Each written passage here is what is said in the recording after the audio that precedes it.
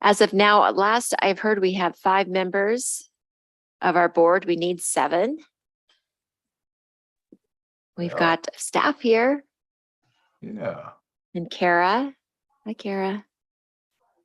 I was going to say, I've not heard anything suggesting Leon won't be here, and he is in fact here. So there you have it. We, Alfredo and Scott notified that they may be late. I think we should be. Okay, we now officially have 7. Yeah. Good afternoon, everybody. Want to welcome you to the Napa Valley Transportation Authority meeting. Today is Wednesday, October 19th, 2022. It's now 1 o'clock. So let's go ahead and begin. Let's go ahead and start with the Pledge of Allegiance. Please stand wherever you are, if you are able. I pledge allegiance to the flag of the United States of America and to the republic for which it stands, one nation, under God, indivisible, with liberty and justice for all. Thank you. Laura, would you like to proceed with roll call? Leon Garcia, Here. Mark Joseph, Here. Chris Canning, Gary Kraus, Here. Liz Alessio, Here. Scott Sedgley, Alfredo Pedroza, Belia Ramos, Paul Doring, Here. Jeff Ellsworth, Here. John Dunbar, Here. Joe Tagliabashi, Present. and Doug Weir. Yes. We do have a quorum. Perfect. Thank you very much. Moving on to item 4, adoption of the agenda. Do any board members have any changes to the agenda? And there, thank you, Laura. Not seeing any. Is there a motion and a second to adopt the agenda? Move Kraus. Second, Ellsworth. Let's see here. I believe that was motion by Joseph and second by Kraus, if my ears are correct. All in, Laura, roll call, please. Leon Garcia, Yes. Mark Joseph, Yes. Gary Kraus, Yes. Liz Alessio, Yes. Paul Doring, Yes. Jeff Ellsworth, Yes. John Dunbar, Yes. Joe Tagliabashi. Aye. Motion passes. Thank you. We're on to public comment. I do see we have a couple members of the public here. Are there any members of the public who wish to make a comment? Not during this time. Okay. Anybody online? Yep, we have Justin. Justin, we'll unmute you and you can share your public comment. Hello, everyone. Hi, Justin. I am Justin Ho. I am live in American for a long time. I did not get a Zoom link. Kathy or Laura. I did not get the email. So thank you. Thank you for Great- letting us great know, day. Justin. We'll check into that and make sure you do get it for next time. Thank you, Justin. Is there anybody else who'd like to make a public comment? Not seeing any. We will move on to item 6, which is chairpersons, board members. Any reports or updates from any of our board members? Chair, this is Chris Canning. I just wanted to, I know I missed roll call, sorry, but I am here. Thank you, Chris. We're glad that you're here with us. You're able to join. Yes, member Ellsworth. Thank you. I just wanted to take a moment and thank NVTA staff as our new electric bus came in, which is a wonderful thing. We had a few issues in terms of making sure that particularly our senior ridership, there was coverage as some of the routing. There were a few minor issues, but it looks like we've been able to to work through that. And I just want to express, gratitude to NVTA for working with the city, looking at those issues as they popped up. So thank you very much. Thank you. Thank you, Member Ellsworth. And as some of you know, we had a great ribbon cutting at the Imola Park and Ride. That was fantastic. Thank you to the NVTA staff who organized that and followed up with the press release and great pictures. So thank you for that. In addition, just a quick note, the city of Napa, we finalized and approved our 20-year general plan. I'm very excited about this general plan. For the first time, it includes health in all policies. It includes diversity, equity, inclusion, and belonging. It has a climate element for the first time, and NVTA with transportation is also very prominent throughout. So I'm happy to share that good news. It was a 4-year journey. Moving, I don't see anybody else with any updates. So moving on to MTC. I don't think Alfredo's here, but maybe. Yes, Director I can Miller? provide an update. Kate Miller, Executive Director.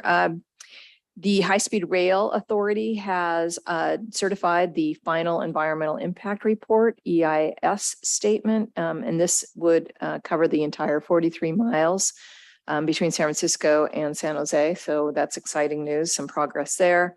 U.S. DOT Secretary Pete Buttigieg visited the San Francisco Bay Area and toured a couple of projects along with Therese McMillan, Executive Director of MTC, and Speaker Pelosi.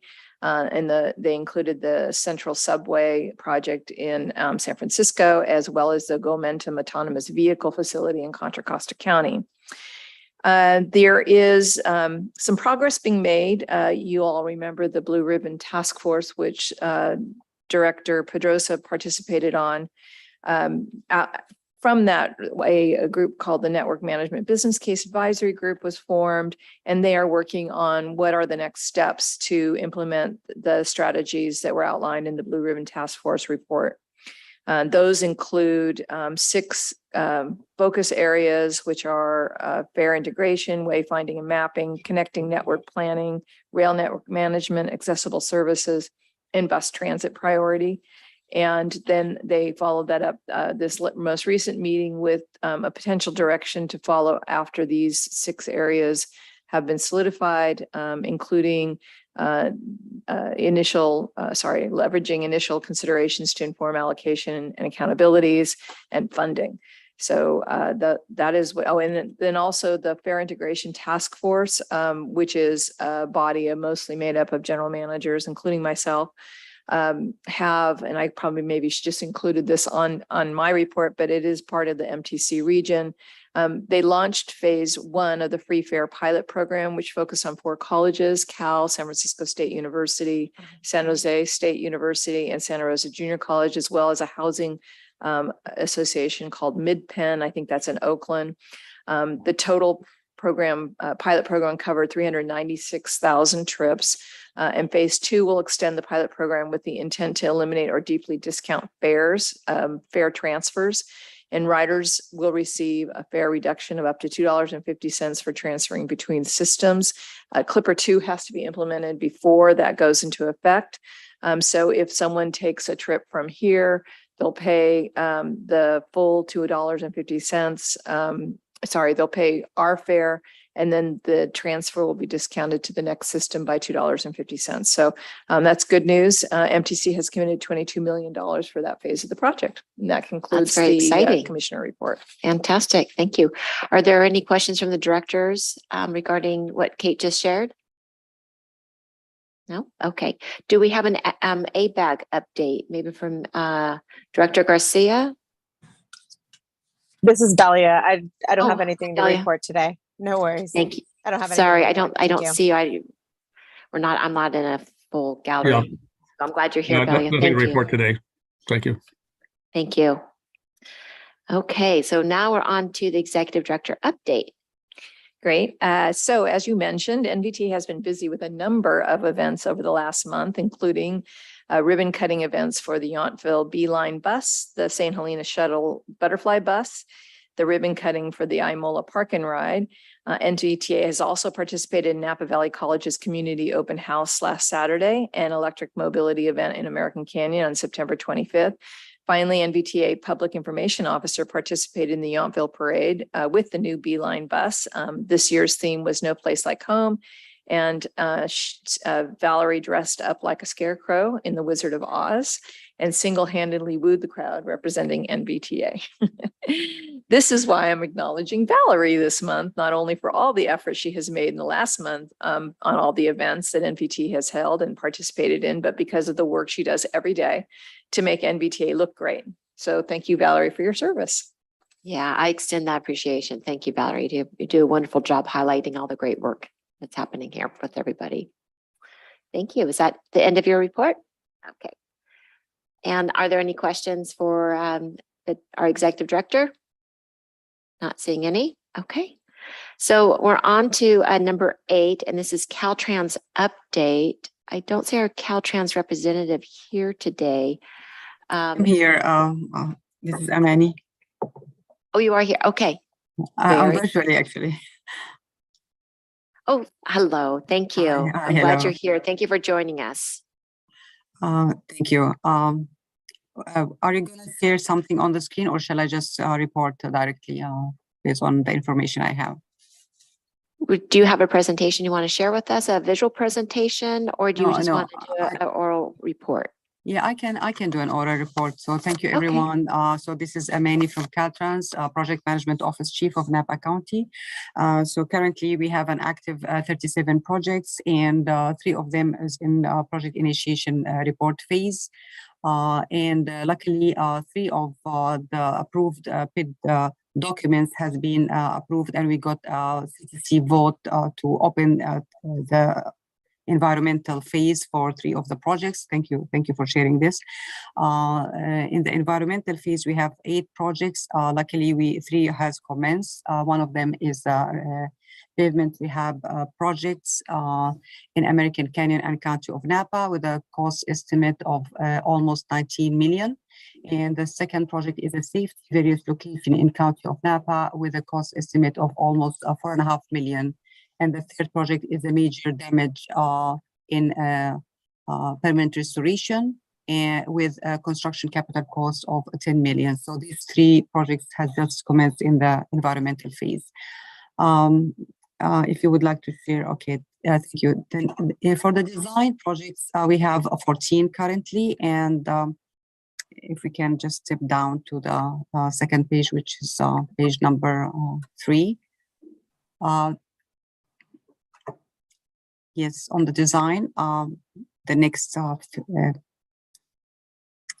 thank you very much. So we have some updates on the project 1Q620. This is a pavement repair projects with added complete street elements that has been approved by CTC by adding almost 5 million to this project. And the design phase is scheduled to be completed by the end of December 2023. 4G410, this is a damage improvement project. The project has been already RTL, and according to the Water Board, they request 10-year plant establishment period mitigation, and this is going for the December CTC to vote for the additional funds required for this project. If you go down and scroll, this is a project which is the 2G8HU, although it's not captured here in this report. The target start construction date of April 2023 has been shifted to beyond June 2024 due to extensive coordination with the permitting agencies and also right-of-way requirement. Thank you. If we go to this slide, okay, in the top, again, this is not captured, the 4G990. This is a stormwater quality improvement with a fish passage barrier. Again, this is not captured. The target start construction date will be shifted from April 2023 to beyond June 2024 due to constraints on the right-of-way requirement with one of the private properties. In construction, we have 12 projects. And the first project, which is highlighted in yellow, this is a mitigation project which has been completed in design phase and just commenced construction on July 2022. And the second is the 2Q260, which is the Napa Valley Vine Trail. The CCA is shifted to December of 2024. But the last page then, thank you. The project 4J210, this project is scheduled to be completed by January of 2023. And for the 2G570, it's not captured here again. This has been, the construction has been completed and we are in the process of closing the project expenditure. By saying that, I conclude my report from Caltrans. Thank you.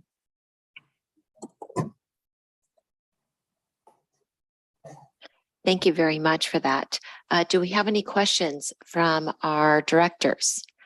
I see a hand. I think I saw a hand raised with Director Joseph. Yes, a real quick question. Did I understand correctly the 3 PID items, including the American Canyons multimodal, that has been closed out, so it's now officially in the environmental review phase? No, the one which is the American Canyon, we are actually we are in the process of finalizing it, and I know that there was going like forth and back between NVTA and between Caltrans advanced planning team to review and comment, and yeah, we are the management are just trying to expedite the process in order to finalize the PID and commence with the environmental phase. So we're close, but Close. not there yet. Okay. We Thank are you. close. Thanks. Thank you. Thank you. Are there any other questions? And Laura, if you're able to show me the whole gallery so I can, sure we can see if anybody, unless that's not possible. Looks like we don't. Okay. Well, Amani, thank you very much again for being here and for your update. We appreciate it. Thank you, everyone. Moving on to presentations, 9.1 is our first presentation, Safe Routes to School program. Kara Werner with Napa County Bicycle Coalition is here to provide this informational item.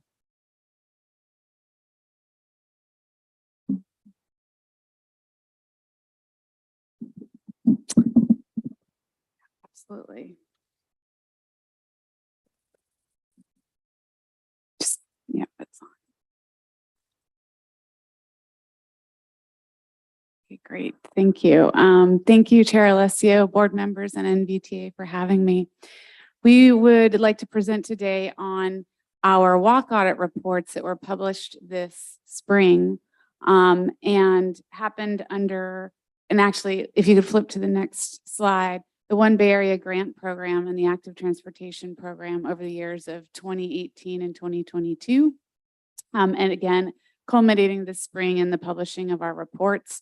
As an aside, the Safe Routes program continues under a Quick Strike, MTC Quick Strike grant as a partnership between the Napa County Bicycle Coalition and NVTA. And the previous grants were a partnership between NVTA, and the Napa County Office of Education. As a quick reminder, there are 6 E's, and if you want to, sorry, Laura, this is going to be like a lot of tapping for you. If you can just go through and tap this whole screen. Yeah, there's 6 of them. So just as a reminder, there's 6 components to the Safe Routes program: education, encouragement, engineering, engagement, evaluation, and equity. This is not to be confused with the E's of traffic safety, which are a little bit different. So these are the E's of how to create safe routes to school. Those are the main program components, and we can go ahead. Under the OBAG and ATP grant, the team surveyed 31 schools and did walk audits with 127 stakeholders, parents, school staff, students, other community stakeholders, and evaluated the school sites for any barriers that existed to walking and riding to school. And they also talked about programmatically what was happening in the school, but it was very school site focused. And then the team went back and created reports. Here they're called active transportation action plans. I'm just going to refer to them as the walk audit reports. But these plans were created for 31 schools. And they're quite detailed. They're available on our website. You can download them. They were reviewed by stakeholders. Again, draft versions were reviewed before we published them. And they contain a lot of detailed information specific to the school sites. And most importantly, they contain recommendations for how to make walking and biking to school more accessible. And if you want to just, yeah, a couple more clicks there, great. In all, between the 31 reports, there were 655 infrastructure recommendations and 119 programmatic recommendations, or we could call those non-infrastructure recommendations. So things like education and whatnot. And there's 5 there. Yeah, great. Thank you. So from walking around the school site and having that conversation with stakeholders, the top barriers across the report, so this is kind of countywide, that arose that were identified by stakeholders were missing or narrow sidewalks, no crosswalks, no bike lanes, driver behavior that's not speeding, so distracted driving, aggressive driving, people making U-turns where they shouldn't be, etc. And then the 5th one was speeding. So those are the ones that we heard were the biggest barriers for stakeholders who are engaged. And then the team also contacted with EMC to do a parent survey. And this survey focused also on barriers, but also more on sort of the attitudes and behaviors and feelings of parents and thinking about having their kids walk and ride to school. So it wasn't so specific to a school site, for example. And through that, over 450 parents were surveyed, and the survey found that 77% of students did not use an active mode of transportation to get to school on any kind of regular basis. So only 23% rode, walked, rolled, for example.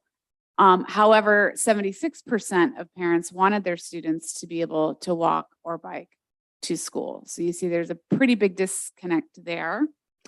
And 96% of parents are concerned about speeding and distracted drivers. This is just a few highlights from the survey. There's a lot more information, but these are just some of the pertinent points.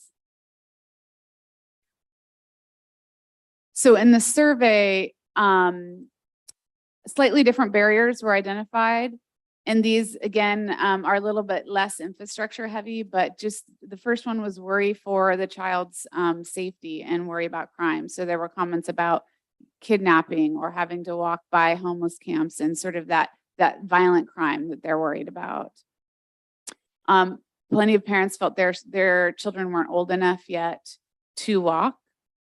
The third one is back to some of the others, traffic and busy streets. The fourth is that they live too far away, and this is a really big difference from what was happening decades ago when many more students walked and rode to school. It was by far more the norm that students went to their neighborhood school. And with open enrollment, students can really choose. So fewer live close to their schools within a mile or 2. And then the 5th one was street crossings and intersections. So not feeling like they were safe.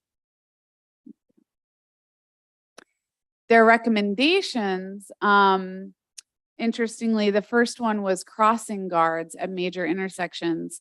And we actually, in the walk audits, did some preliminary recommendations, and in St. Helena, the school district went ahead and implemented one of those, which was to implement a crossing guard program. And then this spring, we went back and evaluated that program, and we were actually kind of shocked to see how popular it was and what an effect it seemed to have.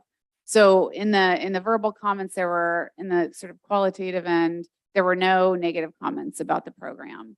And 40% of the parents surveyed said that because the crossing guards were there, they had switched from driving to an active mode, which is much higher than we would have expected. But what we know about crossing guard programs is they sort of reach a bunch of issues One is safety at intersections, but another is just having a safe adult on the road who's there keeping an eye on youth. So it speaks to that top barrier we saw on the previous slide. Other barriers identified by the survey respondents were an increase in visibility and safety of crosswalks. Talk more about that. More bike paths separated from the road, fixed missing or broken sidewalks, fixing those, and reducing speed on routes to school. So with the walk audit reports that we published, we looked at both the walk audits, the survey recommendations, and data. We looked at other plans and other sources of information, and then distilled that into specific recommendations with cost taken into consideration for each school site. So what I'm going to share next is very high level. It's sort of what we saw across the schools. And we did have 5 universal recommendations that applied to every school site. So the first is high visibility crosswalks in the school zones and certain other crosswalks that lead to school. The recommendation that those are just uniformly adopted near schools. The second is daylighting strategies, and daylighting is making the intersection more visible to everybody involved. This usually means removing parking or enforcing no parking close to the stop sign, close to the intersection itself. So there's more, there's a greater triangle of sight, and as well as bulbing out intersections. So pedestrians don't have to look around parked cars, but they can more easily see down the street and see if it's safe. Widen sidewalks that lead to school entrances. Traffic calming treatments for class 3 bike boulevards. So in those bike facilities where bikes and cars share the road, ideally for a bike boulevard, there's going to be traffic calming elements too. Those could be bulb outs, those could be speed cushions, etc. What we see a lot is just the sort of signs and the sharrows without kind of calming the traffic. And then the 5th one is ADA compliant curb ramps with all recommendations that provide the opportunity. The next slide are just other kind of top recommendations that came up, not necessarily applicable to every single school, but to the far majority. And so we are back to those curb extensions. And the reports have, they sort of delineate exactly where that would be recommended for each school site. And again, those help. They also sort of narrow the road so cars slow, so it has a traffic calming effect as well as increasing visibility. Low stress bike facilities. So these are facilities that they're not just but they're facilities that help people feel less stress when they're riding. And so, for example, a class 2, which is just paint on a really busy, high speed, high volume road, like Trancas, for example, is probably not going to be low stress for most riders. I did want to share that a very, a sort of recent study that happened in London, where they put in just plastic bollards, like in class 2 bike lanes, they just put in the plastic bollards, which are technically separate a bike lane, which is a lower stress bike lane. And they found that there was a 50% reduction both in collisions involving cyclists and in the severity of the injuries, while at the same time, there were 70% more cyclists using those lanes. So it was pretty miraculous with a treatment that is quick to install, inexpensive, and you'll see more and more of that popping up everywhere, I believe. The third top recommendation, widen the sidewalks and fill the gaps. And then 4th, increase bike parking at schools. 5th, to provide annual in-school bike safety education. Okay. So currently the reports, like I said, are available on our website. We are sharing those. We've shared those with stakeholders. We know that Public Works and various jurisdictions are looking at them and referring to them.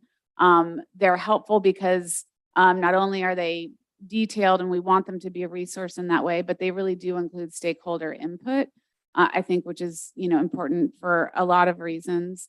And then just to note that we're currently continuing the Safe Routes program. It looks different this year and it's going to go through the end of the school year. We're doing things like safety summits in which we share this information. We kind of close the loop on people who gave us feedback. We can tell them what we found. These are happening at schools with parents and school staff. We also started a Safe Routes Advisory Committee, which has members from every jurisdiction, and they're really helping us look at how we want the program to look moving forward. So we've presented sort of a draft idea in a logic model format. And most likely, if we're able to continue the program, it's going to involve even deeper work with parents and more in-school education. That being said, our funding is running out at the end of June, and we don't currently have an identified funding source to continue, though we'll be fundraising and looking at that. So that's something we'll probably be in touch with folks about. OBAG is not a viable funding source for us as it is in most of the other counties in the Bay Area to fund Safe Routes programs. So we're going to need to be a little more creative in how we continue the program. But there's lots of momentum. We have some great parent involvement right now, and a lot of information to follow up on in these reports. So thank you really to MTC. Thank you to NVTA for partnering with us on this work. And there's I'm trying to leave a couple of minutes in case there's questions. Oh yeah, that's the last slide. So our current program is really, of the 6 strategies, our current program is focused on engagement, education, and encouragement. Thank you, Kara. I really appreciate that report. Great work. Thank you. If we can look at the entire board and see, look for any questions or comments from our board of directors. Really? Oh, Director Ellsworth does. Thank you. Thank you. Dr. Ellsworth? Thank you for this report and update. I just want to commend everybody for this work. It's growing this culture from the inside. And so the education combined with what are fairly reasonable infrastructure changes, program changes, the crossing guards, it all adds up to something that we are fostering and growing in terms of this culture. So it's really a remarkable program. So certainly in support of anything we can do to keep growing this program in all of our jurisdictions. Thank you. Thank you. Thank you, Director Ellsworth. And Director Joseph. First, a quick question. This presentation, will somebody send it out to the board so that we can pass it on to our other colleagues on the council? Is it? First question, if that's an option, I'd like to see it. Yes, that will happen. Everybody's nodding. Okay. Then beyond that, I appreciate the report and really got me thinking about crossing guards as kind of you get a twofer, because not only do you deal with intersections, but there's that safety element. Probably the most expensive operating cost, but maybe the biggest bang for our buck if we try to figure out where we can get volunteers. The only other point I wanted to comment on is bikes are becoming, there seems to be some synergy going on bike lanes and biking and so forth. Meeting with some of the new students for climate action. That's an issue they want to really advocate for. We have council members in American Canyon that want us to be a bike-friendly community. So I think this is really timely in the sense that I think there's a lot of groundswell to really increase the bikeability of our communities. And so thank you for the information, because this is the kind of good baseline data we're going to need to be effective in trying to respond and make this happen. So thank you for the report. Thank you. Thank you, Director Joseph. For me, we have a question. Director Garcia. Yes, thank you for the presentation. With respect to a safe route to school, a few conversations with some of the school principals regarding that in the community. One might be an issue for, middle schools on the west side of the city. A lot of families live on the east side.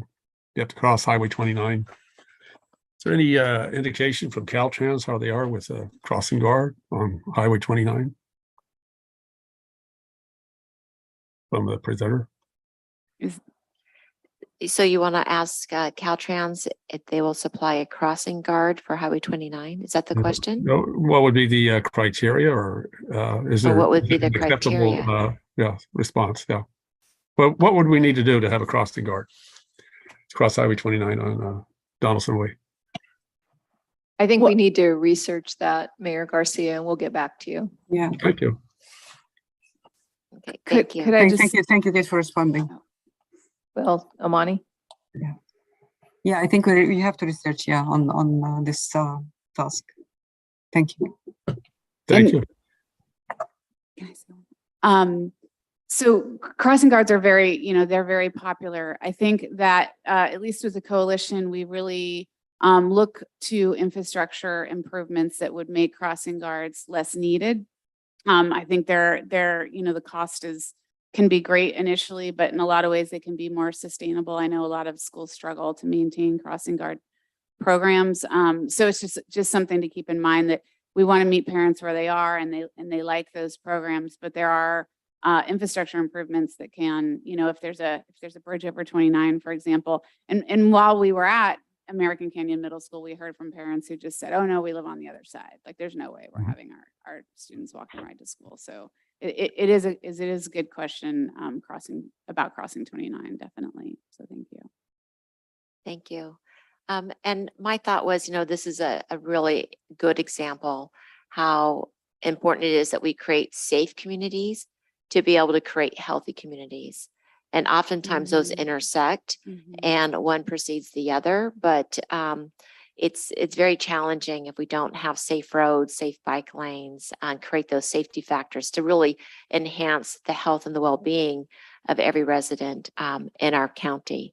So I'm very passionate about this program.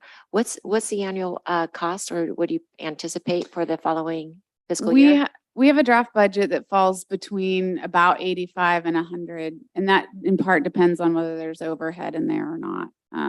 But about, why don't we just say 92 for, 92,000. Okay. And then real quick, in terms of, the survey you did K through 8, do you have historical data that goes back, 5 years, 10 years to see how some of this has changed, or is this kind of the starting point? We don't have the same data set in Napa County, though. I wonder if there's a chance that NVTA might have something that's comparable about numbers of folks who walk and ride to school. And I think the bike plan has some really great information that the NVTA did, but I don't know exactly how they square up. Well, I appreciate the presentation, and I hope you present it to the school district, and as you said, take the show on the road. It's really important information. Great. Thank you. Thank you so So much. seeing there are no other questions or comments, I think we can move on to our next item.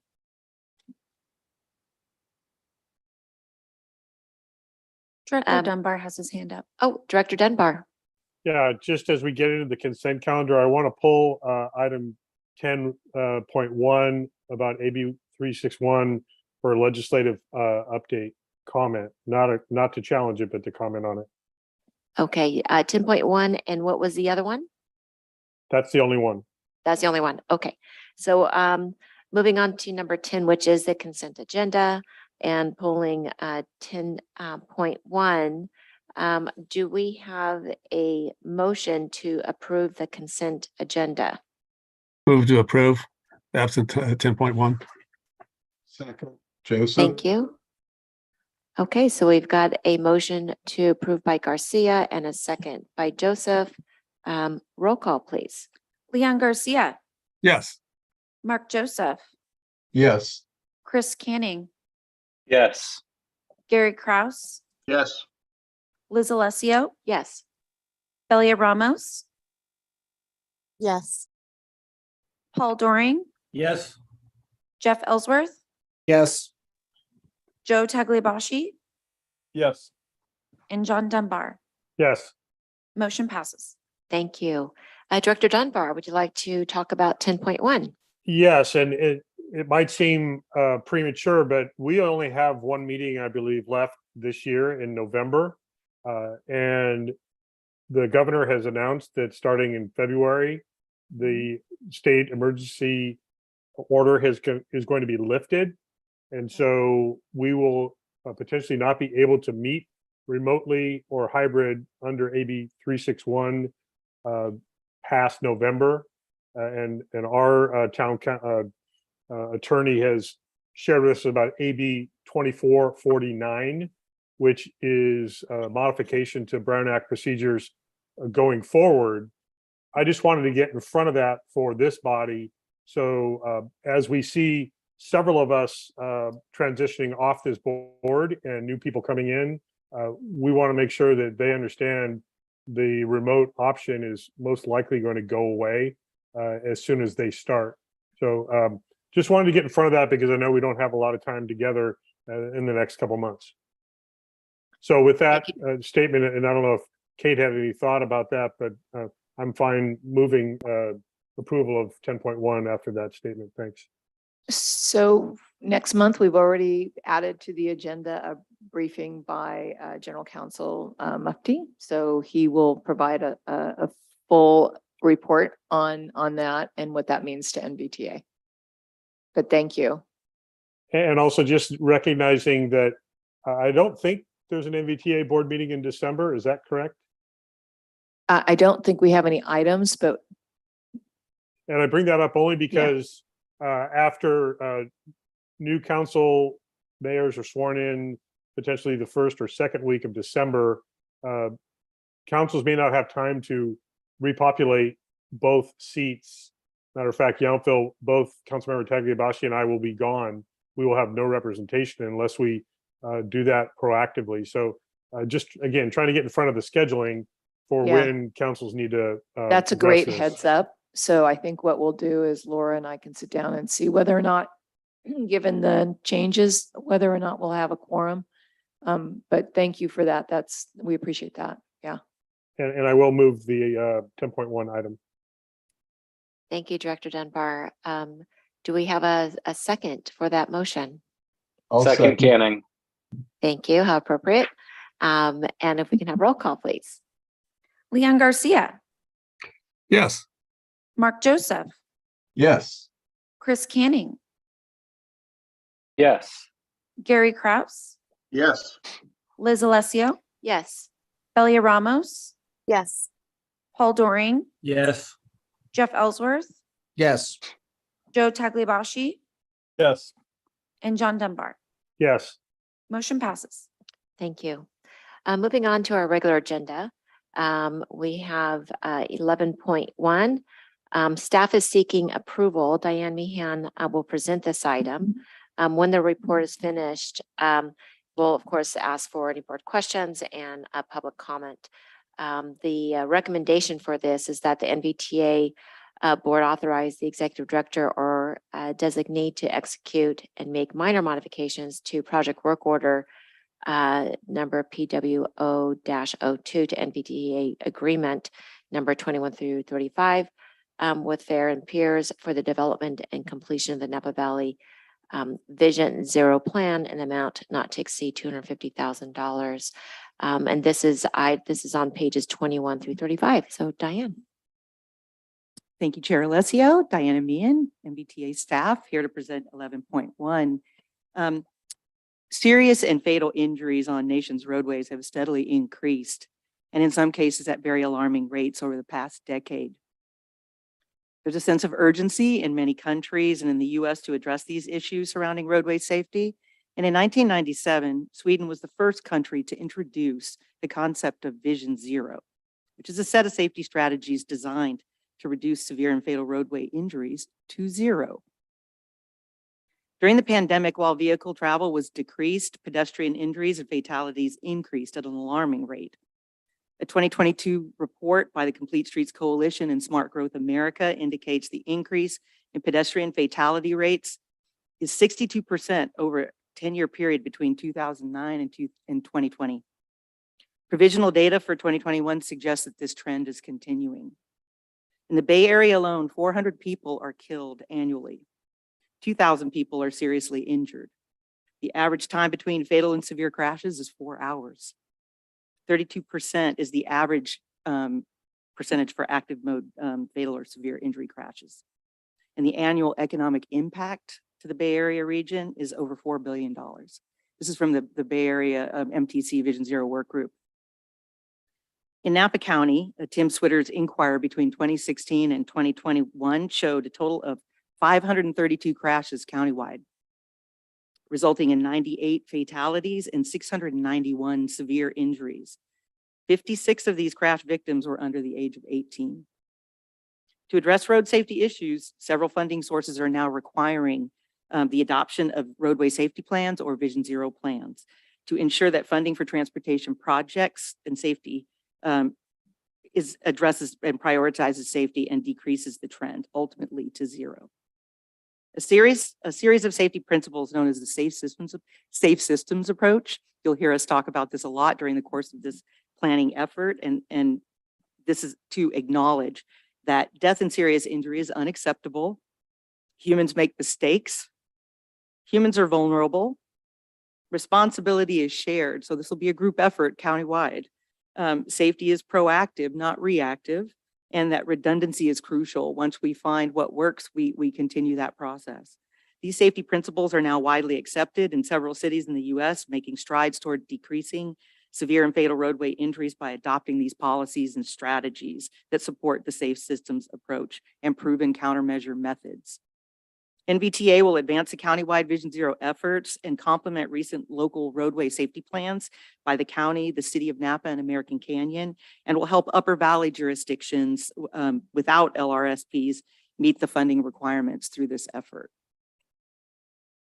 NVTA released a request for task proposal on September 7th to on-call planning firms. The RTP was announced for 21 calendar days until September 28th, when we received 3 proposals by the deadline. NVTA evaluation teams reviewed the proposals and determined that Fair and Peers best address the scope of work.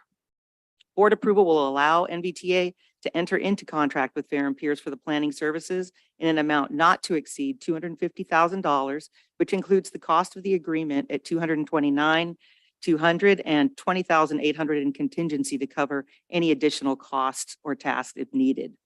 Funding for the plan was covered by the One Bay Area Grant OBAG 3 regional funds. The countywide Vision Zero planning effort should be completed within 1 year in time to meet the OBAG deadline for safety plan adoption no later than December 31st, 2023. And that concludes my report. Happy to answer any questions.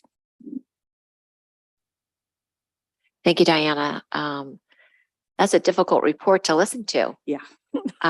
Frankly. But it's sobering, and it's good to have that information. I'm going to ask if I can borrow your summary of notes so I can share it with council on my next meeting. Do we have any director comments or questions? Not seeing any. Do we have any public comment on this item?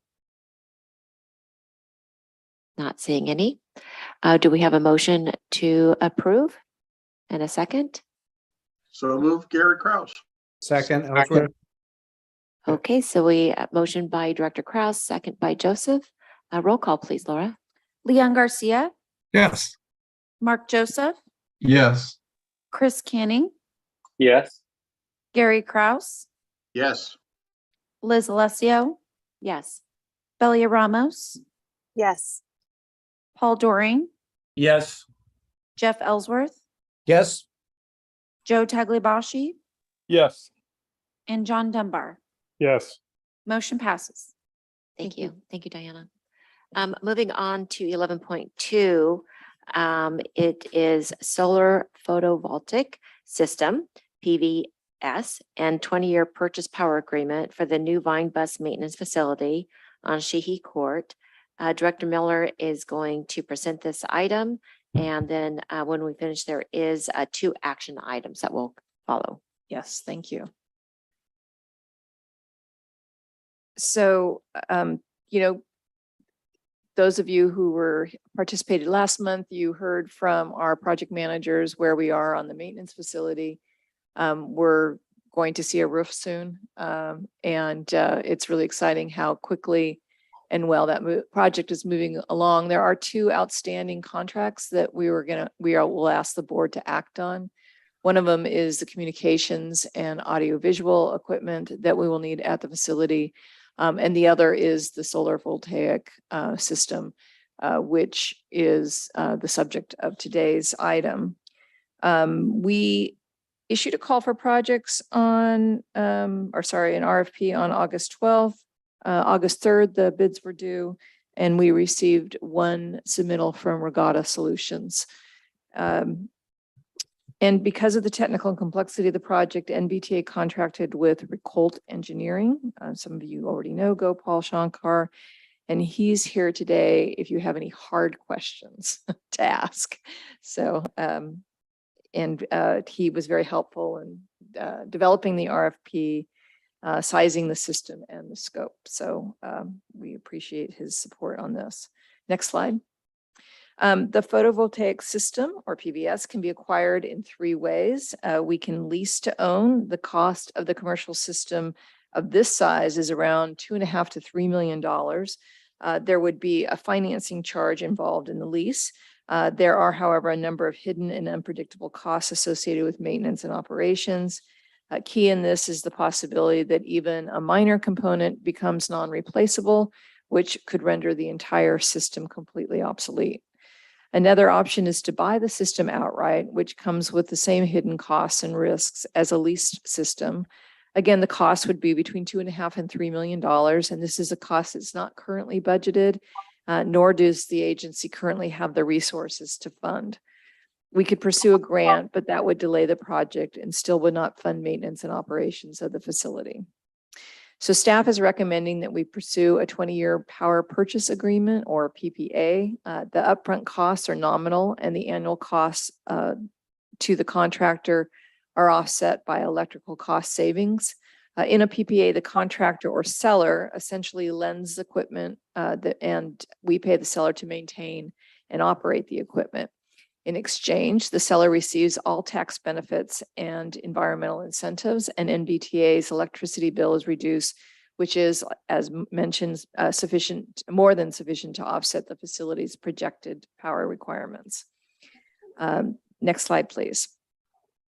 So this is the plan layout for the two facilities, the maintenance facility and the offices. The building panels are expected to generate 337,256 kilowatt hours annually. Next slide. This shows the parking areas. The agreement entails constructing canopies over the bus and car parking at the facility. Combined, these would generate an additional 746,000 kilowatt hours annually. Next slide. The PPA is a turnkey system. Regatta Solutions would design, install, commission, operate, and maintain the system. This includes permitting, engineering, and supplying all the equipment and materials needed for a fully functioning PVS. Next slide. The projected annual payments will be about $245,000. The agency's utility rates would drop to 0.176 per kilowatt hours or below, which would result in cumulative savings of up to $1.5 million over the life of the PPA. Next slide. The agreement is a 20-year period. PPA rates vary depending on if a prepayment would result in significant savings. And the most staff is proposing to fund is $450,000. But that would also fund batteries and microgrid controller to ensure sufficient power during grid outages. This prepayment amount may be able to be grant funded, and we're still researching that. Again, this would result in savings just to power the facilities between $20,000 to $1.4 million over the life of the PPA. These are rough numbers based on assumptions that cost of electricity would go up about 3% a year. It also does not include fuel savings associated with transitioning from from diesel power vehicles to electric power vehicles. Next slide. So approval would authorize the executive director to enter into an agreement with Regatta Solutions and make changes to a 20-year power purchase agreement and expend up to $450,000 for additional equipment and to reduce the PPA payments. And with that, I'm happy to answer any questions, but probably Gopal is your go-to person. Very good. Thank you, Kate, for sharing that. It's exciting to see the progress that the maintenance facility is having and the direction we're doing this in terms of clean energy. Do any directors have any comments or questions? Not seeing any. Oh, okay. Director Joseph. More comments than questions. Just to throw out my perspective. Number one, I think we need to go solar as much as possible with battery backup. So as a matter of policy, I think it's the right direction. On the specifics, I think there is a bit of a timing crunch. So that's why it's important to, in this particular case, give our executive director a little bit of discretion with the help of technical experts like Gopal to allow her to move forward to get this plugged into the design. And then lastly, it's important to note that the 450,000 is really just a means by which to bring down your costs. So it isn't that we're just spending it necessarily.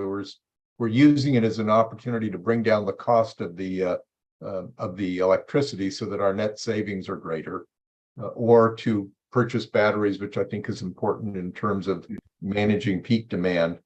And it's an interesting point in terms of diesel cost savings that isn't being factored into all of this and yet could be a significant savings. And then, of course, if you can get any grant funding to offset the 450, that's kind of like the ultimate in good strategy. So I think it's important to move forward with this, and I support it. Thank you. Thank you, Director Joseph. I appreciate you bringing up all those great points. Director Garcia. Yes, let me agree with the purchase power component of this. Trying to understand the what's the lifespan of the technology. You know, it's changing a lot. And 20 years out, what would this technology look like right now? That's why I'm more inclined to go with purchase power for a number of reasons. What would be the annual savings in going this direction versus alternative? Say if we continue with diesel for a while or something. I'm trying to get a better understanding of over the life of it. Yeah, just more like how much are we paying a year? How much will we save a year? So I don't have the numbers in front of me. Kate does. But the first thing to recognize is that these are all speculative numbers, right? So we're going. Yes. There's no usage of the facility yet. The estimates of bus charging requirements are also not speculative, but we don't have them yet. So what we're doing with the solar is putting enough on the rooftop to offset what we think these usage numbers are going to be. Okay. So what did we think they were going to be? Yeah, so I think that's on one of your slides. Yeah, I mean, so a couple things. One is the projections for how much the demand was estimated by Gopal. We aren't operating this facility yet, so we don't have them down to the nitty gritty. Also, we only have right now, I think there's going to be 5 electric buses that are going to be charged initially at the facility. I think that's right. And in future, Director Garcia, we hope to build a facility that allows us to store our batteries. And then I think we'll have significant savings on our bus fueling. But for now, we don't have a place to store batteries. But we are, so that's, right now we're like sizing it with 7 buses. In the future, it will be a lot more savings when we have an opportunity to build a battery storage facility and we have more buses. Yeah, so the numbers that are on your screen right now, those are the estimates of building usage. That's about $90,000. The bus charging stations about $156,000 for a combined total of $245,000. And the numbers below that are the average rates per kilowatt hour for electricity. If you see the bus charging numbers are very low, that's because PG&E has a rate tariff specifically for charging electric vehicles. And that's reflected in that relatively low 14.7 cents a kilowatt hour. If you go to the next slide.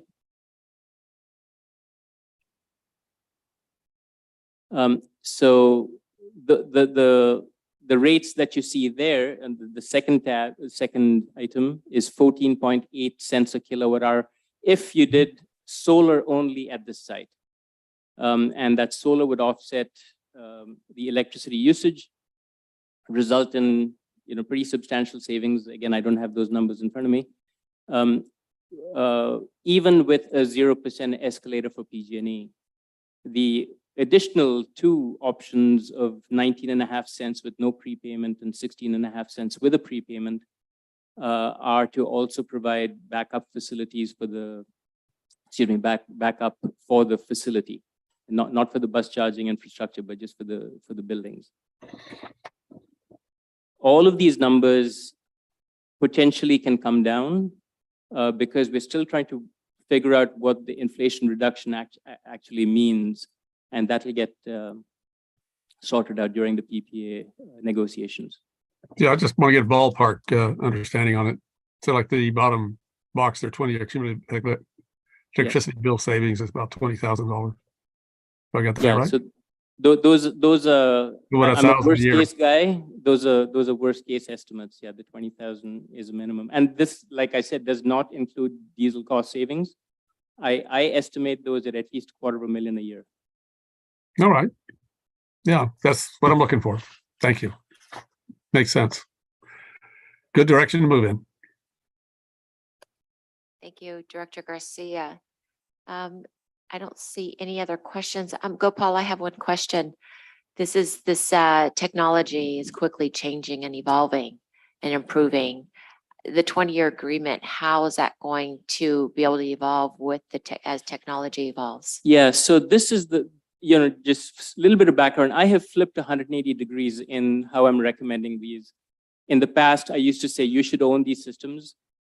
Today, I'm saying even if you have the option to buy, like Napa Unified School District and Napa Sanitation District have with their systems that went in a few years ago, I'm saying do not buy these systems out because the changes are taking place so rapidly. Even though the solar modules have a warranted life of 25 years, after 8 to 10 years, the inverters have to be replaced. And the new inverters don't work with the old modules. So you have a system which you think has a remaining life of 15 years that are just sitting doing nothing. That's a big problem, right? So I have customers who've gone and looked on eBay for replacement inverters. Those are the kinds of things that we shouldn't have to do. Under the Obama administration, there was something called the Sunshot Initiative, where they were trying to drive the cost of solar down to $1 a watt installed. We're still on the downslope path of that curve. So in a few years, when the system starts to fail, the PPA provider will be able to very cost effectively replace part or all of the system and still have enough runway for the rest of the contract that they'll be able to make their money back. And the Inflation Reduction Act extends the 30% tax credit all the way to 2032, I think. So all of these tax benefits will be there for them to use. Thank you. It sounds like you've given us good advice and direction. Do we have any public comment on this? Not seeing anybody here or online. Do we have a motion and a second on these two staff recommendations? First recommendation is to approve the resolution 22-27 awarding a 20-year purchase power agreement to Regatta Solutions 127 Energy in the amount not to exceed payment in the amount of $450,000. The second Make that recommendation. motion. We'll make these separate then. Okay. Okay. So who motioned to approve that? I'll make a Director- motion. And Joseph. Director to Joseph. move. Director Joseph moved and Director Garcia second. Roll call, please. Leon Garcia, Yes. Mark Joseph, Yes. Chris Canning, Yes. Gary Kraus, Yes. Liz Alessio, Yes. Belia Ramos, Yes. Paul Doring, Yes. Jeff Ellsworth, Yes. Joe Tagliabashi, Yes. and John Dunbar. Yes. Motion passes. Thank you. And then the second item of staff recommendation is authorize the executive director to enter into and make substantive modifications to power purchase agreement number 22-C30 with Regatta Solutions -127 Energy, entailing design, installation, operation, and maintenance for a turnkey PVS lease for the Vine Bus Maintenance Facility. I'll make a motion to approve that as well. Okay. We have a motion by Director Joseph, Second Garcia. second by Garcia. And roll call one more time, please, on this. Leon Garcia, Yes. Mark Joseph, Yes. Chris Canning, Yes. Gary Kraus, Yes. Liz Alessio, Yes. Belia Ramos, Yes. Paul Doring, Yes. Jeff Ellsworth, Yes. Joe Tagliabashi, Yes. and John Dunbar. Yes. Motion passes. Thank you very much. Okay, moving on to 11-3, project work order, number PWO-03 to NVTA agreement, number 21 through 42 with Stantec Consulting Services, Inc. for work associated with the California Air Resource Board, zero emission bus rollout plan and associated grant development services. Victoria Ortiz is going to present this. This is on pages 202 to 257, and there is a staff recommendation. Thank you, Victoria. Good afternoon. Victoria Ortiz presenting item 11.3, authorization of project work order number PWO-03 to NVTA agreement number 21 through 42 with Stantec Consulting Services to complete the California Air Resources Board zero emission bus rollout plan and to provide associated grant development services in the amount not to exceed $55,008. In order to meet the innovative clean transit regulation, NVTA must submit a zero emission bus rollout plan to the California Air Resources Board by June 30th, 2023. Currently, NVTA has an existing zero emission fleet transition plan, which was created as a part of the fiscal year 2022 low or no emission grant program application. In order to create a state compliant transition plan, NVTA staff solicited requests for proposals from on-call planning firms on September 13th, 2022, and received 2 proposals. NVTA staff evaluated the proposals and Stantec Consulting Services was selected as a successful proposer. In addition to creating a state compliant electric fleet transition plan, Stantec will be assisting in grant development services to aid the agency in competing in state and federal funding sources. Once the zero emission bus rollout plan is completed, it will be presented to the board for certification. The action today meets goal number 5, which calls to minimize the energy and resources required to move people and goods. And the rollout plan will serve as a guide for transitioning the aging bus fleet to zero emission vehicles by 2040.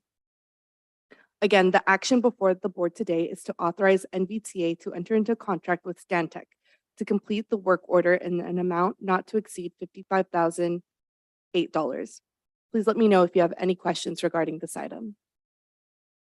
Thank you, Victoria. Do we have any questions from any of our directors or comments? Not seeing any. Do we have any members of the public that want to make a comment or question? Very good. Do we have a motion and a second? Second, Gary Kraus.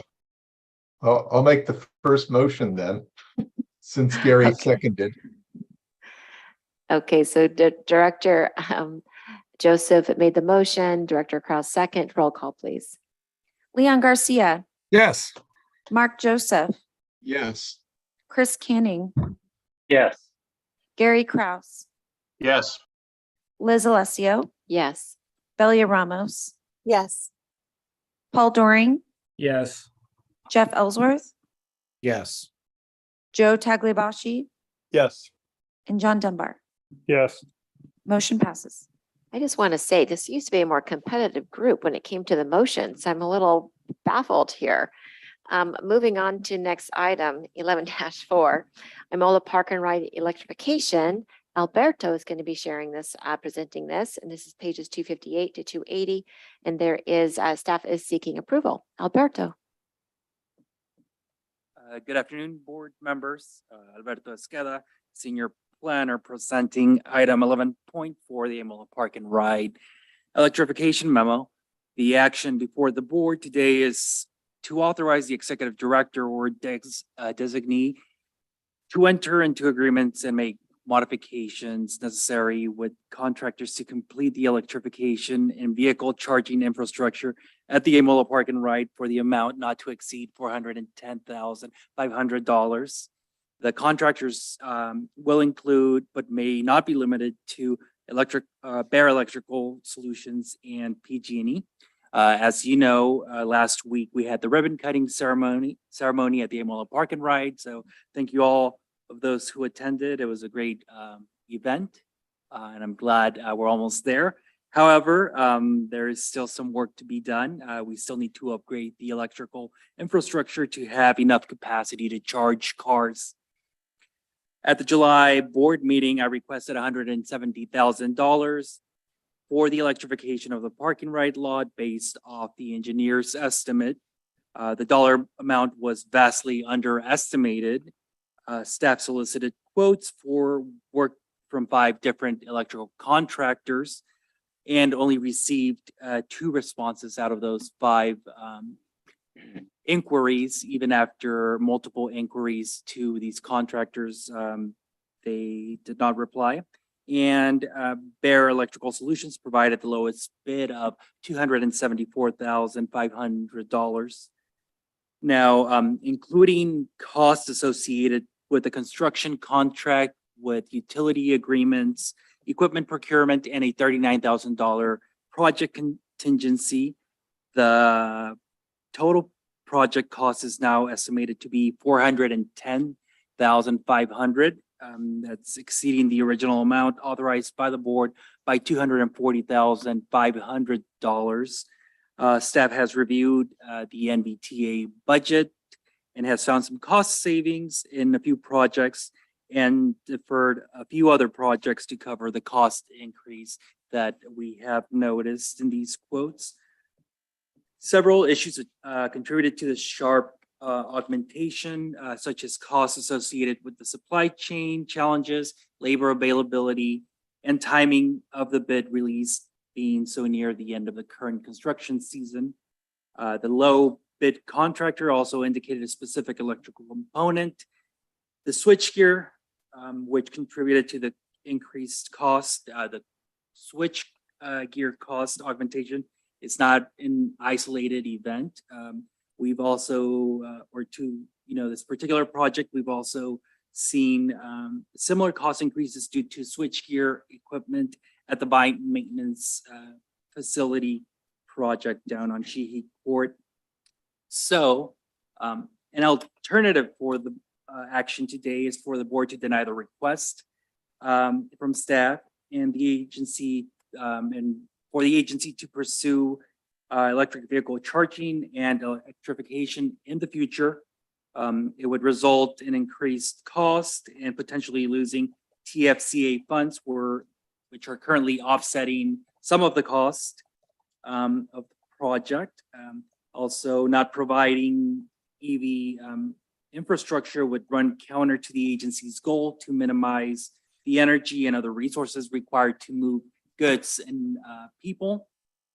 So once again, the action before the board today is to authorize NVTA executive director for to enter into a contract for up to $410,500 for the Amola Park and Ride electrification. So with this, I conclude my report, and I'm happy to take any questions.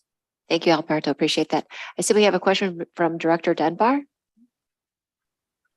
And actually, I was just trying to make sure I got in front of Director Joseph to make a motion per the Good job. the chair's request. I did just want to comment, and I'll shape it in the form of a comment, but it's really a question of confirmation. We have also seen few, if any, bids come in on some relatively small capital projects. It seems to be across multiple sectors. And you mentioned in your report that we're getting close to the end of the construction season. And so I think that has something to do with it. All the reasons you stated appear to be happening elsewhere. We probably all have experienced it in our jurisdictions. We'd like a lot more competitive bidding and bringing prices down, but it's just not happening. And so I'm just kind of confirming what you're telling us in your report. And I'm going to leave my hand up so that Director Joseph doesn't get to make the motion. Thank you, Alberto. Thank Do you want to confirm that Director Dunbar is spot on in terms He of that? is, Yeah, yes, yeah. I am not going to battle him on this. Yeah. So we're in agreement and we're saying the same thing. Thank you for bringing that really good point up and beating Director Joseph at the motion. Do we have any other director comments or reports at this time? Let's see if we have any public comment for this. Not seeing any. Okay, so Director Dunbar, please go ahead. I will move the item. Canning, Thank you. second. Oh, boy. Well, Canning, I'd love that. But Director Doring was playing by the rules and had his hand up. So sorry. I Director just Doring wanted, gets a second. Let's see. Has thank a you. I just question. want a little bit more information on what the other projects are that will be deferred. Sure. NVTA, looked at our budget and we found a $40,000 transportation or cost savings under the transportation needs assessment that was awarded last month. That was awarded $40,000 under budget. We are also deferring the Oxbow bypass design by possibly a year, and also the State Route 29 rapid bus study that is also going to be delayed. And there's also bike plan updates that can be delayed for about a year. So Thank totaling you. over the amount required. Yep. Thank to fund the you. project. Okay, thank you, Alberto. Thank you. So Canning, Director Canning, you do get that second. Laura, roll call, please. Leon Garcia, Yes. Mark Joseph, Yes. Chris Canning, Yes. Gary Kraus, Yes. Liz Alessio, Yes. Belia Ramos, Yes.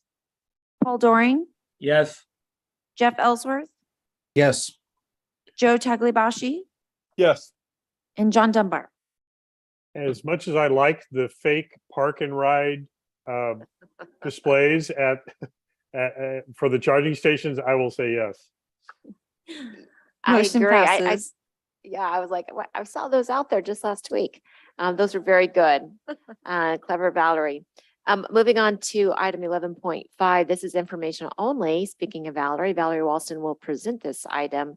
This is recruitment strategy for advisory committee member vacancies. And this is on pages 281 to 289. Valerie. Thank you, Chair Alessio. Valerie Walston for NVTA Marketing and Communication Specialist. I was asked here to discuss recruitment strategy for committee member vacancies. We have several vacancies on our advisory committees. We'll start first with an overview of vacancies on the committees and what the vacancies meet. And then we can talk about how marketing will fill in those vacancies. So if you want to go to the next slide. We'll start with the Citizens Advisory Committee. This is the largest committee of NVTA. They meet every other month on Wednesdays at 5 p.m. They have 19 seats, like I said, the largest of all of our advisory committees. Currently, we have 6 vacancies on the CAC. Those are members representing the cities of St. Helena and the city of Calistoga, and members representing active transportation interests, vintners, and agriculture, and then 1 member representing the chambers. Next slide. The Paratransit Coordinating Council meetings are held bi-monthly on Thursdays at 10 a.m. via Zoom for now. The PCC is a 9-member committee, and there are currently 3 vacancies: a person residing in a non-urbanized area, a person representing an urbanized area, and a person representing a social service provider for persons with disabilities. Next slide. The ATAC is of course, the Active Transportation Advisory Committee. They meet every other month on Mondays in the evening, and they are made up of 11 members. There's currently only 1 vacancy representing the county of Napa. And next slide. And finally, the ITAC, the Independent Taxpayer Oversight Committee, meets quarterly in the afternoon, and members receive a stipend of $250 per quarterly meeting. And the ITAC is made up of 7 members with 2 vacancies currently. Those are, we are looking to fill a certified public accountant and 1 member at large. Those are all the vacancies on our advisory committees, and we can discuss the marketing strategy on how to fill these vacancies on the next slide. Thank you. As a vacancy occurs, the secretary for that NVTA committee, currently being held either by Laura or Kathy, will alert me as the marketing officer, or whoever the marketing officer may be. This will trigger a series of communications to be developed. So step one, we will develop communications, including graphic design. Anything we put out should have some eye-catching graphics or layout to catch the attention of our intended audience. Any design should be specific to that vacancy. So for example, if there's a vacancy on the ATAC, graphics should include something active transportation related like cyclists or pedestrians. Step two, the marketing officer will send the announcement to the appropriate jurisdictions or relevant community groups or both. Obviously, for example, if there's a vacancy for a committee being represented by a city or town, the marketing officer will reach out to the clerk and or PIO of that town or city. And additionally, we'll work with relevant community groups. So for example, once again, to pick on the ATAC, if there's a vacancy that occurs, I'll pick on Bike Coalition because they're here. That's a natural community partner for to help us fill that vacancy. So we have some community partnerships that we can forge there. Step three, the marketing officer will post the announcement on the NVTA website and social media. On our website, we highlight the vacancies so that any visitors to the website can clearly find that information. Our current social media includes Facebook, Instagram, and Nextdoor and Twitter. I believe that Nextdoor is particularly an effective natural partner on this one due to the close-knit communities of Nextdoor, as well as the potential word of mouth that might exist. And then step four, the marketing officer will work closely with the human relations department to identify and post on relevant job boards and websites. To dovetail, I think it's worth reaching out to the college as well to generate interest among students. Serving on an advisory committee can always help boost a resume for a fledgling professional. Next slide. And these are some sample communications that we've put together in the past. These are all in the board packet. As you can see, the colors and fonts are from the NVTA brand kit. Each flyer or design explains what the committee does, current openings, and lists the corresponding URL for further information. One thing that I'd like to include in future communications is a QR code. QR codes were waning in popularity before the pandemic, but after the pandemic, as people started going out to eat again, we all became familiar with them and how to order food with the ease of a QR code. So they're a quick and easy way for people, especially young people, tech savvy people, to get more information with the ease of just the tap of a phone.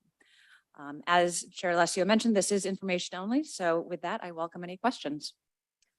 Thank you very much, Valerie. I know a couple of outgoing mayors that might be able to fill a couple of those positions.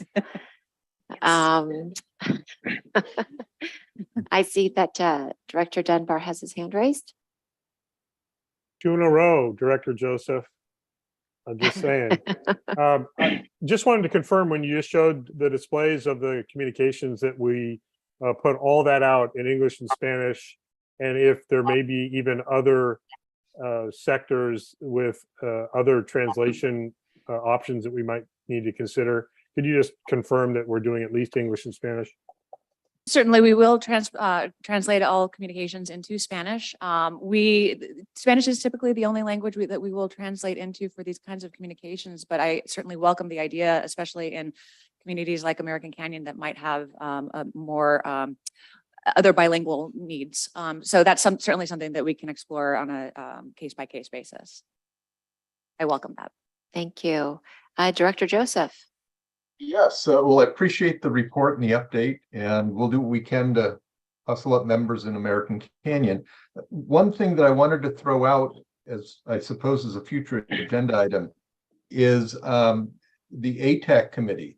I noticed that it's represented by the jurisdictions, and I'm wondering if we wanted to consider adding maybe 2 youth or student representatives might be selected at large countywide, serving a 1-year term. As an opportunity, because like I said, we're getting a lot more interest at the student level of being engaged in bikes in particular, but so active transportation might be a great area where we can get a couple of young adults in there and provide some interesting perspectives. So I throw that out for the board to consider as a future item. Yeah, we appreciate that suggestion. The only thing I would say is that there was an action some time ago, I think was introduced by Jen Bennett, to have the voting be representative of the voting powers of the board. And that there's nothing that actually would prevent a jurisdiction from having a youth represented for them. But So I just wanted to put that out there, and I'll let the board discuss whether or not they would like to change the makeup of that body. As a follow-up to that, Kate, is there also a way to send the board members a list of who the incumbents are so that we can, particularly as it relates to our jurisdiction, to look and say, okay, who's representing us and who isn't? Yes, absolutely. We'll do that. Thanks. Thank you. And Kate, does that take a policy change in terms of the board makeup? Well, we would have to change the, yeah, we would have to come back to you with that change. But I will defer to your direction on whether or not that should come back to the board. Okay, thank you. Director Ellsworth. Thank you. I do also support the idea of youth representation and however we can sort of bring that forward. Wanting to make sure also in terms of representation that we're looking at in a balanced way up and down the valley so that, or the county, so that we're speaking from all our different areas as to the specifics of what we're seeing and feeling wherever we are. So in terms of how we recruit, I think just making sure that the effort is there broadly, and if we're not getting response in one area, to sort of redouble efforts. And I'm certainly in my time here remaining more than happy to do all I can because I just think the value of this kind of cross-jurisdictional conversation is incredibly valuable for the future. So anything we can do to sort of tie folks in from all through the county is great. Thank you. Thank you, Dr. Ellsworth. Director Canning. Thank you. While I'm supportive of adding some youth to this, if there is a jurisdiction that interested, let that jurisdiction make that their representative. I'm not supportive of changing the policy or how it's all written out right now. Thank you, Director Canning. Director Garcia. Yes, we've had a good experience with our high school students in American Canyon in terms of their participation in particularly as it relates to active transportation. That's one of the groups most impacted by it or affected by it during day-to-day movement to and from school. So I think it would be a good idea. Maybe it's just a matter of each jurisdiction making their own determination around that. But I think we've had good results. It also suggests we have a communication officer management American Canyon forward the information regarding those incumbents and the vacancies to that as well. Thank you. Thank you. Director Tagliabacci. Yeah, I'm with Director Canning. I think having younger people on these boards and commissions is a great idea, but I'm more supportive of having it, let it be decided by each agency. It just hasn't been, Yountville's had a tough time with it just because the population isn't as big, I suspect, but I'm supportive of leaving it alone and letting each agency decide how they want to populate their boards and commissions. Thank you for your comment. And I'll just say my own personal experience. I love having youth involved. I think there's a real win-win there. But in my experience on the Park and Rec Commission, we do have a youth representative and just that one board. So it's not a fair comparison, but I would say attendance was probably 50%. It wasn't, the attendance wasn't as good as I'd hoped. Not to say that that would happen here, but that's just my own personal experience with that. Director Ellsworth. Just to circle in on that, I certainly get that not wanting to get into a whole new change here. I do agree, Chair Alessio, with youth, it's just different in terms of understanding commitment, et cetera, where they're at. Nothing disparaging about that. It's just a different dynamic. So maybe it's if we have adult representation through our jurisdictions, but just look for an opportunity about how this board accepts input from youth, because we're finding it extremely valuable. We created a youth representation reporting to our city council. It was just really eye-opening and just fairly brief reporting from their perspective after they come out of the pandemic, what they're saying. There is a value, but I do also want to sort of support what Chair Alessio is saying. There's a different kind of way of thinking about things at that age that may not serve like the consistency of what we're looking for on the board. Anyway, thank you. Thank you, Director Ellsworth and Director Joseph. Mainly, I just want to circle back. I appreciate everyone's input and comments. And I think in our particular case, we do have two positions on the ATAC committee. So I think it is something that we can do internally and say, okay, we'd like to have a youth and an adult. So we'll leave my suggestion for future action, take that back off the table, and just say, once again, I appreciate the efforts to get these vacancies filled. And once we get our list of incumbents, we can do our own internal recruitment in American Canyon to make sure we have some youth representation. But thanks. Thank you, Director Joseph. I appreciate that. And we can also market at the high schools and the college so that we can fill some of the positions, not just the Active Transportation Advisory Committee, but the Citizen Advisory Committee, so that we do have some age diversity on our committees. Excellent. And Dr. Doring. Yeah, I'm going a little bit off topic here to a certain degree, but maybe it is on topic. So I'm wondering if there's any data on using more negative messaging to appeal to people. One of the slides you have here is a sample that says frustrated by traffic congestion in Napa County. And I'm like, I'm not sure how effective that is and what kinds of folks respond to that. I could be wrong. Maybe you have more data there to show that that actually is an effective message. I'm just curious about that. Thanks. Valerie, do you want to answer that? Yeah, I Respond can to weigh in that? on that. I don't have the data in front of me, but I've been doing marketing for a long time. I agree with you, Director Doring, that I am stopped when I scroll through, when I stop on my feed and I see something that's negative.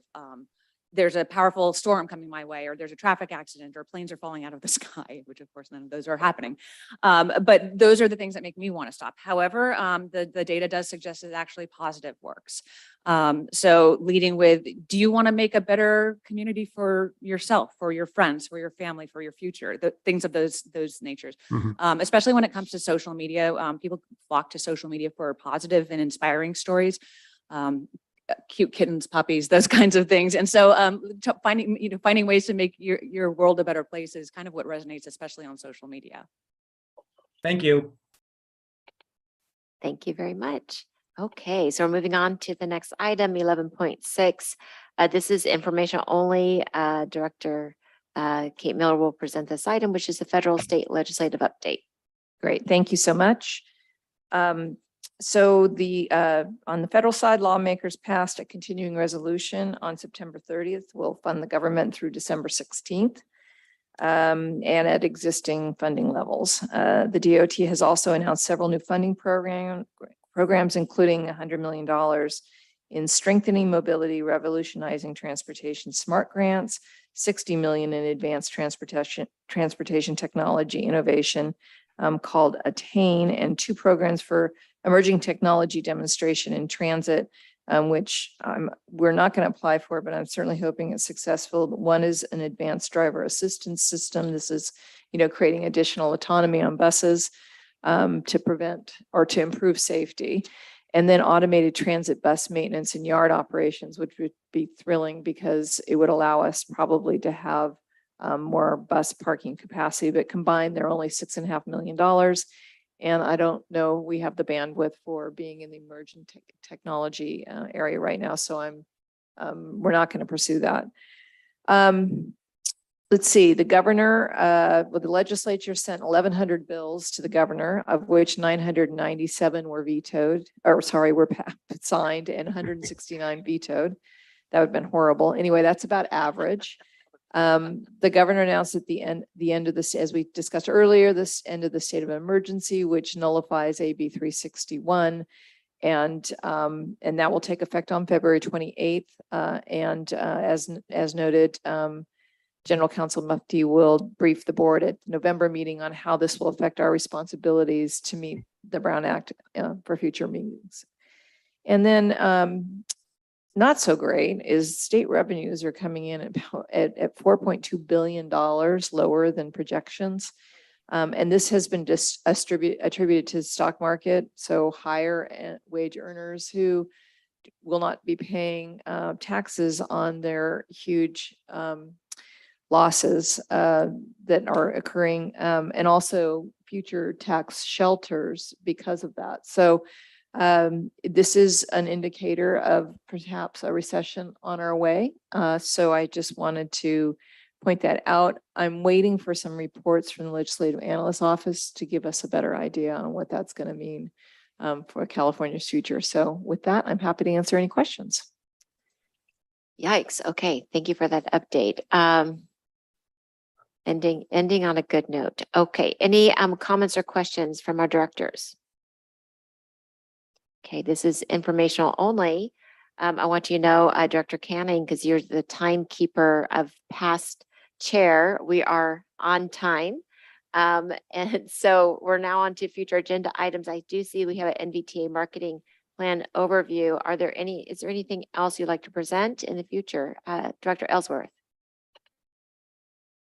Thank you. One of the things that's really come up as we worked through the electric bus issues that we came up recently is still looking for a route from the city of St. Helena to St. Helena Hospital. And, also perhaps that ties in with Yountville and Calistoga. But I do think it's something we continue to hear that it's so close.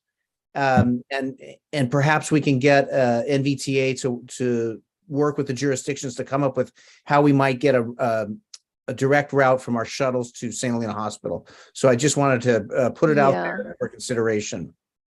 I appreciate that a lot. The board awarded the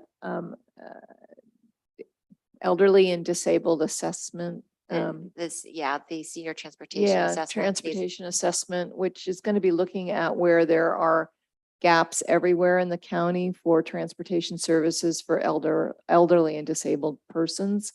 And that will probably play front and center. And I'm wondering if it's okay with you that we sort of address that as part of that larger study. Yeah, I think that if that's where the synergy is, the best efficiency for getting there, I would certainly support that. But just want to let you know that it is an issue that's rising, in our elder or senior community and been there. So just to make that, we appreciate it. Thank you. Thank you, Director Ellsworth. And I will say that Queen of the Valley did have their own shuttle for their patients. And I do believe that that is something that hospitals can still do. I know their margin is tight also, but that is something I think that they could do as a community benefit, in addition to what we can do in public transportation. Thank you. And if I could just ask then, if we can get that dialogue going with the hospital and they can create the shuttle, would they then coordinate with NVTA or run something completely separately? If the mechanism or the shuttle was hospital one, would it still coordinate with NVTA? Sure. So why don't I call you so that you can brief me on what the latest discussions are? Because we have been talking to a number of people in St. Helena, and I just want to make sure that we're current. Great. Thank you. Okay, great. Thank you. There was a hand up. I thought it was Dr. Canning. Did you change your mind? No, I was just going to say that Director Ellsworth, I've been involved in these conversations multiple times. And at the end of the day, it's going to fall down to a greater participation needs to be borne or burden borne by the hospital itself. Because in effect, we're bringing their customers to them. And it's unfortunately, very long and complicated discussion that I've spent many an hour on with the assistance of NVTA. So be prepared. Okay, appreciate it. Thank you very much. Okay, so if there are no items on that, let's see, we do have a closed session item 13.1, conference with legal counsel on existing litigation. So we'll go to closed session. Okay. So you will all be moved into a breakout room via Zoom. Just hang tight while we move you, and all the participants sitting here in the boardroom will exit the chambers so you can have a closed session. Thank you.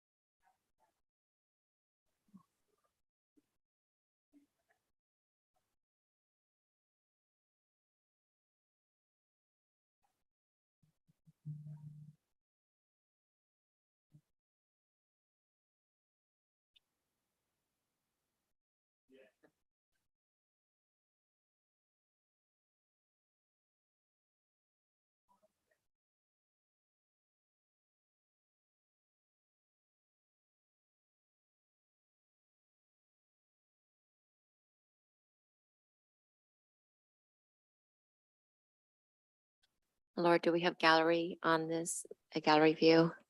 Okay.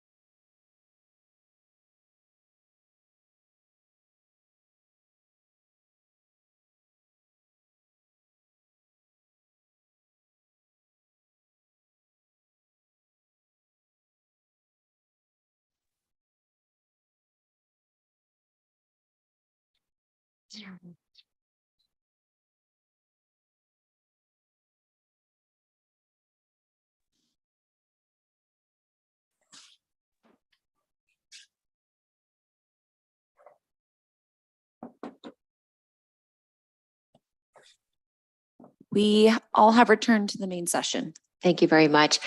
Do we have a report? Yes, the board met in closed session on item 13.1 and unanimously voted to reject the claim of George Thompson. Thank you very much. Okay, everybody's favorite item, item 14, adjournment. It is now 2:47. Thank you, everybody.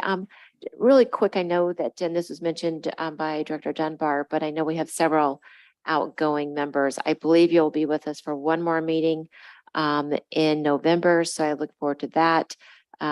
If you want to come in person, that would be also fun, but I understand reducing vehicle miles traveled, emissions, time saved, everything. I understand how virtual works, but I just want to acknowledge that. Thank you, everybody. Stay well.